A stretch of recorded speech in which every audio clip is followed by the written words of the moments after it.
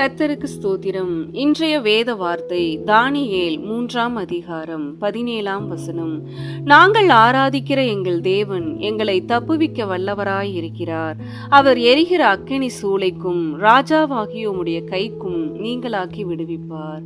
ஆமேன். ஆம், ராஜாவாகிய நேபுகாத் நேச்சார் 60 முழ உயரமும் 6 முழ அகலமுமான ஒரு பொற்சிலையை பண்ணுவித்து அந்த பொற்சிலையை பணிந்து கொள்ள கட்டளையிட்டான்.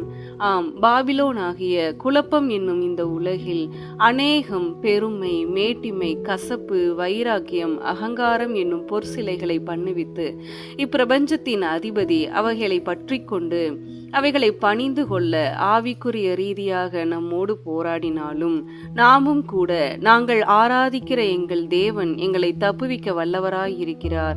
அவர் எரிகிற அக்கினி சூளைக்கும் ராஜாவாகிய உம்முடைய கைக்கும் நீங்களாக்கி விடுவிப்பார் என்று அன்று சாத்ராக், மேசாக், ஆபேத் நேகோ ஆகிய அந்த பரிசுத்தவான்கள் தைரியமாய் கர்ஜித்து அறிக்கையிட்டது போல நாமும் விசுவாசத்திலே அப்படியாக அறிக்கையிட தேவன் நமக்கு தைரியத்தின் ஆவியை, விசுவாசத்தின் ஆவியை, பலமுள்ள ஆவியை கட்டளையிட வல்லமை உள்ளவராய் இருக்கிறார்.